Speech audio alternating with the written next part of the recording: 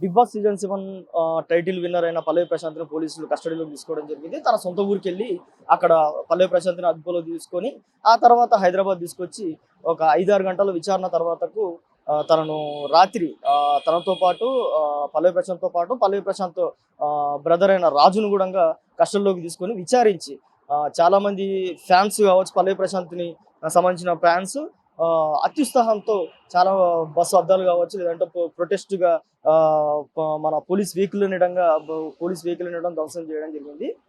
ఈ మేరకు ఈ మేరకు ఆల్రెడీ టైటిల్ కొట్టిన 2 రోజులకు తర్వాత వాళ్ళ పోలీసులు అక్కడికెళ్ళి పల్లవి ప్రశాంత్‌ని అదుపులోకి తీసుకోవడం. ఆ తర్వాత 6 గంటల విచారణ అనంతరం తనను రాత్రి చెంచల్గూడ జైలుకి తీసుకెళ్లడం.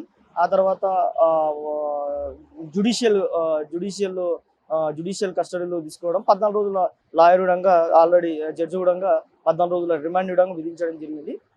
అయితే ఇదిలా ఉంటే గనక చాలా వరకు పల్లవి ప్రశాంత్ ఫ్యాన్స్ గనక ఆ రోజు మనం చూసుకుంటే గనక ఆ రోజు ఆహ్, పల్లవి ప్రశాంత్ ఫ్యాన్స్ భారీ ఎత్తున రోడ్ల మీదకి రావడం, అలాగే పోలీసులపైకి రాళ్ళతో పాటు చెప్పులు విసరడము, అలాగే ఎవరైతే ఫ్యాన్స్‌ని అడ్డుకున్న పోలీసులపై అలాగే పోలీస్ వాహనాలు ఉండటం ధ్వంసం చేయడం జరిగింది. ఈ మేరకు చాలామంది కొంతమంది యువకులను కావచ్చు, కొంతమంది పల్లవి ప్రశాంత్ ఫ్యాన్స్‌ని కూడా అదుపులోకి తీసుకోవడం జరిగింది. తీసుకొని వాళ్ళని విచారణ నిమిత్తం వాళ్ళతో పాటు టైటిల్ విన్నర్ వీళ్ళిద్దరిని తీసుకొని వాళ్ళని జైలుకి పంపించడం జరిగింది. అయితే ఎప్పుడైతే పల్లవి ప్రశాంత్‌ని వాళ్ళ తమ్ముడిని రాజుని ఎప్పుడైతే కస్టడీలో తీసుకున్న తర్వాత మన జూబ్లీ హిల్స్ పిఎస్‌కి తీసుకొచ్చి జూబ్లీ హిల్స్ పిఎస్‌లో చాలా వరకు కాసేపటి వరకు విచారించి, ఆ తర్వాత జ్యుడిషియల్ కస్టడీ మేరకు 14 రోజుల రిమాండ్ విధించి, ఆ మేరకు ఆ తర్వాతకు చెంచల్గూడ జైలుకు తరలించడం జరిగింది.